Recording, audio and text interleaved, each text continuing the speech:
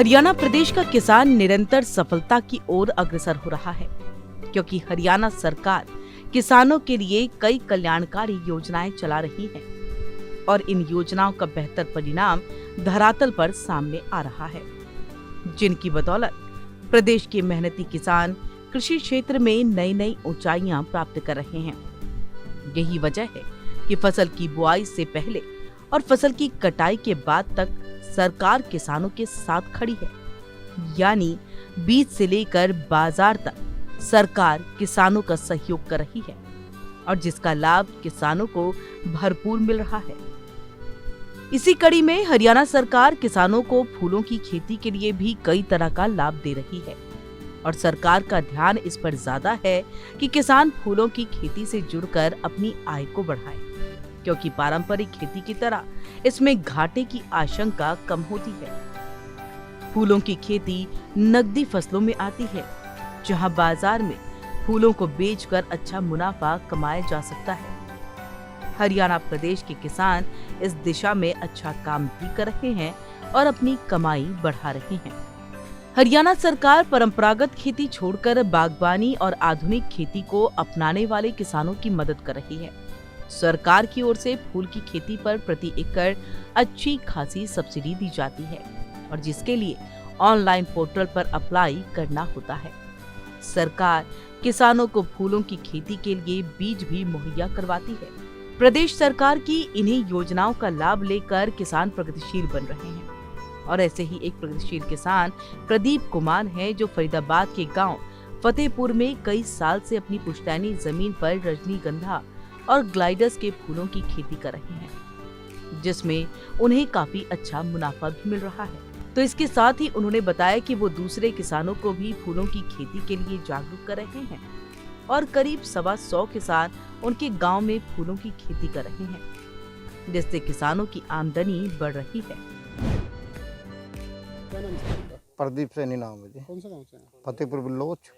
प्रदीप जी, जो खेती करते हैं आप कौन सी खेती करते हैं और कितने वक्त से कर रहे हैं? हम जी रजनीगंधा की खेती करते हैं और ग्लाइडस की सन 1983 से काम चल रहा है। हमारे पापा पुराना काम था, उनने भी किया, अब हम कर रहे हैं। तो 1983 से आप कर रहे हैं खेती? बिल्कुल बिल्कुल। तो क्या सोच के आपने खेती शुरुआत की थी? किस तरीके से फ़ायदा मिले, क्या कुछ सोचा था आपने? देखो जी, उस टाइम पे बहुत गरीबी थी, इतनी ना ही टोलों के साधन थे, नहीं कुछ था।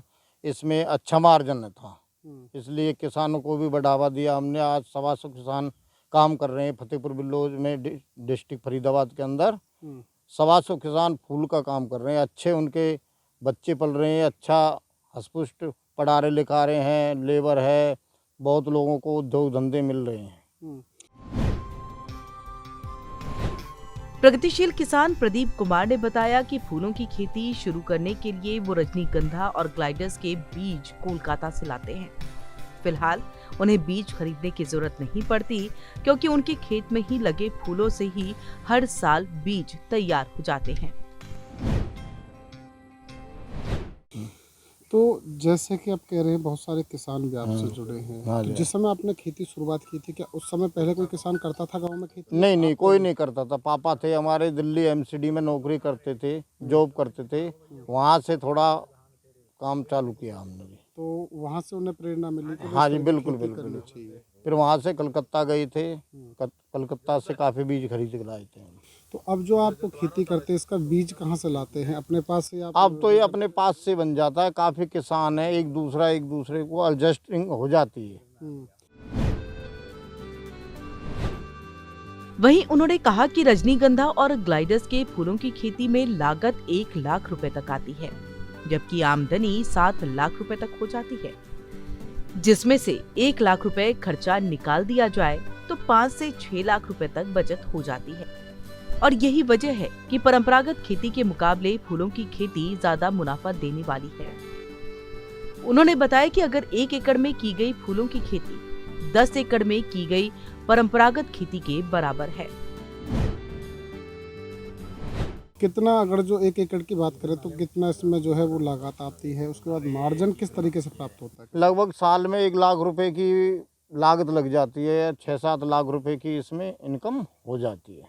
मतलब 1 साल के अंदर 6-7 लाख रुपए हाँ जी, इनकम हो बिल्कुल जाती है। बिल्कुल, हाँ जी, यानी कि 1 लाख रुपए अगर जो मार्जिन भी इसका काटे हैं, हाँ जी, हाँ उसके जी, बाद भी 5 लाख रुपए आराम से बिल्कुल हो जाते बिल्कुल बिल्कुल जी। हैं। तो ये आम खेती जो पारंपरिक खेती है उससे हटके अगर ये जो लगा लो जी 2 किला फूल वाला और मोटी खेती वाला 10 किला बराबर है। अच्छा, हाँ इतना जी, फायदा है। इतना बेनिफिट है। प्रगतिशील किसान प्रदीप कुमार बताते हैं कि उनके गांव के किसान उनसे प्रेरणा लेकर फूलों की खेती कर रहे हैं और अच्छा मुनाफा कमा रहे हैं। तो साथ ही उन्होंने किसान संगठन फतेहपुर के नाम से एक ग्रुप भी बनाया है जिसमें सभी किसान जुड़े हैं।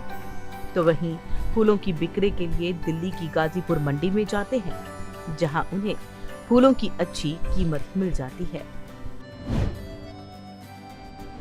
आज लगभग कितने किसान जो हैं वो फतेहपुर में फूल खेती कर रहे हैं? कम से कम फतेहपुर में 125 किसान फूलों का काम कर रहे हैं, जिसमें 4-5 गांव और भी आते हैं। लडोली है, मांदकोल है, गांव प्रहलादपुर है, ककड़ीपुर है। तो सब लोग आपसे प्रेरित होते हैं। हाँ जी, बिल्कुल बिल्कुल। हमने एक अपना ग्रुप भी बना रखा, किसान संगठन फतेहपुर बिल्लोच, उसमें 125 किसान भी जोड़ रखे हैं हमने। तो इन्हें बेचने की बात करें या इसकी बिक्री की बात करें तो कहाँ इसकी की जाती है?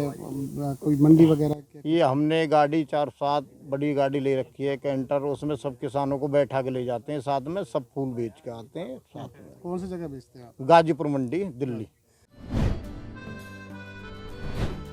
प्रगतिशील किसान प्रदीप कुमार ने बताया कि वो पूरी तरह से ऑर्गेनिक खेती करते हैं जिससे लोगों का स्वास्थ्य और जमीन का स्वास्थ्य अच्छा रहता है, जबकि रासायनिक खाद से जमीन और लोगों के स्वास्थ्य को काफी नुकसान होता है।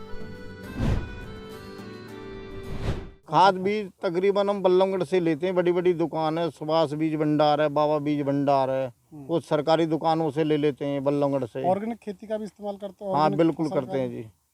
कितना फायदा मानता है आप ऑर्गेनिक जो फसल? काफ़ी फायदे हैं जी, उससे ज़मीन का मतलब कि बदलाव हो जाता है। हाँ, काफ़ी फायदा है जी उससे। लोग सबसे ज्यादा डीएपी यूरिया का इस्तेमाल करते हैं, उससे नुकसान कितना होता है? जब नुकसान ज़्यादा होता है। आज डीएपी के 2 कट्टे गिरे 1 एकड़ में, तो अगली साल 4 कट्टे उसको चाहिए ही चाहिए जी, तब जाके खेत को। फसल का बिल्कुल बिल्कुल बिल्कुल। वही ऑर्गेनिक खेती करे तो फिर वो उसका बेनिफिट ज़्यादा होगा जी। इसके साथ ही उन्होंने ये भी कहा कि वो दूसरे किसानों का भी सहयोग करते हैं और उन्हें फूलों की खेती से जुड़ी तमाम जानकारियां समय समय पर देते रहते हैं। आप लोग कैसे अपने सहयोगियों को सहयोग करते हैं? सहयोग करते हैं जी, हमने गाड़ी ले रखी है, फूल वगैरह सब साथ ले जाते हैं। जो नया किसान जुड़ता है उसको बताते हैं कि भाई इसमें क्या डालना, कब नराब करना, कब इसका खरपतवार निकालना, कब इसमें डीएपी डालना। वहीं गेंदे के फूलों की खेती करने वाले किसान दीपक कुमार ने बताया कि प्रदेश सरकार की ओर से दी जाने वाली सब्सिडी की वजह से गेंदे के फूलों की खेती में लगने वाली लागत ना के बराबर हो जाती है, क्योंकि फूलों की खेती पर सरकार 70% तक सब्सिडी देती है, जिससे किसानों का मुनाफा कई गुना बढ़ जाता है। तो इसके साथ ही फूलों की खेती में पानी की जरूरत भी कम पड़ती है और जिससे भी काफी लाभ मिल सकता है। फूल की खेती, जैसे फूल की खेती करेगा कोई जैसे आदमी, तो उसमें अपना एक फूल की खेती करने के लिए तकरीबन 15 से 20 हज़ार के आसपास का खर्चा आता है, जिसमें अगर वो सही ढंग से खेती करे तो सालाना कम से कम 1-1.5 लाख रुपए की इनकम हो जाती है उसमें। और सरकार की बात, सरकार इस पे किसान को 70% की वो सब्सिडी भी देती है। अच्छा। जिससे आराम से मुनाफा भी सही हो जाएगा और लागत भी कम हो जाएगी उसकी। और रही फूल की खेती के लिए, इसमें पानी वानी की भी आवश्यकता बहुत कम पड़ती है, जिससे अच्छे काम हो सकते हैं। वहीं फरीदाबाद में फूलों की खेती करने वाले एक किसान चंद्र सिंह ने बताया कि फूलों की खेती करने में लागत बहुत कम आती है और मुनाफा काफी ज्यादा होता है। तो साथ ही हरियाणा सरकार की ओर से मिलने वाली सब्सिडी के कारण काफी सहयोग मिल रहा है। मेरा नाम चंद्र है। चंद्र जी, गेंदे की फूल की खेती की अगर बात की जाए तो गांव के अंदर फूल की खेती लगातार लोग कर रहे हैं। कितना मुनाफा इसमें हो जाता है? मुनाफा कम से कम 1.5-2 लाख का मुनाफा हो जाता है। लागत की अगर बात की जाए, लागत तो थोड़ी होती, ज़्यादा लागत ना होती है इसके। सरकार ने भी इस पर 70% जो है सब्सिडी देने की जो योजना है वो दी हुई है, कितना लाभ उससे मिल पा रहा है आपको? लाभ बढ़िया हो पा रहा हमें, वैसा कोई ना है और खेती बढ़िया हो रही है। हरियाणा सरकार की योजनाओं का आपको लाभ मिल पा रहा है? हाँ बहुत बढ़िया। बहुत बढ़िया। अगर मेहनत की बात की जाए तो इसमें और खेती के मुकाबले इस खेती में कितनी मेहनत लगती है? देखो और खेती तो बढ़िया खेती है ये। अच्छा। हाँ फूलन की खेती वैसे बढ़िया खेती है। तो ऐसे में तो शादियों का सीजन चल रहा है तो डिमांड भी कहीं ना कहीं बढ़ जाती होगी? डिमांड बढ़ जाती है शादी के मौसम में तो। अच्छा। अब फूल मिलेगा और ना मिलेगा नहीं। वहीं किसान हर्ष कुमार ने बताया कि फूलों की खेती काफी फायदेमंद है, क्योंकि दूसरी फसलों के मुकाबले मंडी में फूलों की कीमत काफी अच्छी मिल जाती है और 1 एकड़ में 1 से 2 लाख रुपए तक का मुनाफा हो जाता है, जबकि लागत सिर्फ 15 से 20 हजार रुपए तक आती है। बहुत है फायदा, तो बिक जाती है महंगी बहुत। अच्छा, लागत की अगर बात की जाए तो जिस तरीके से किसान बता रहे हैं कि 15 से 20 हजार रुपए की लागत आती है, और मुनाफे की अगर बात की जाए कितना मुनाफा हो जाता है? हाँ 1 लाख कम से भी कम है, 1-2 भी लाख। 2? हाँ अच्छा, 2 तो है। अगर बात की फूल की अगर बात की जाए तो डिमांड कितनी होती है, क्योंकि तो शादियों का सीजन चल रहा है, ऐसे में डिमांड कितनी बढ़ जाती है इनकी? कम से भी कम 15-16 रुपए किलो तो होंगे। अच्छा। अच्छा, सरकार की अगर बात की जाए तो सरकार का किस तरीके से सहयोग मिल रहा है आप लोगों को? सही मिल रहा है। सरकार सही सहयोग करी, सरकार की जो योजना है उनका लाभ मिल पा रहा है आप लोगों को? मिल रहा है, पूरा मिल रहा है। तो फूल की खेती से आपको काफी फायदा है आप लोगों को? हाँ फायदा है। हाँ। हरियाणा सरकार जिस तरह से निरंतर सूबे के किसानों को बागवानी और आधुनिक खेती के लिए प्रेरित कर रही है, उससे साफ जाहिर होता है कि वो दिन दूर नहीं जब हरियाणा में प्रगतिशील किसानों की संख्या हजारों से लाखों में पहुंच जाएगी।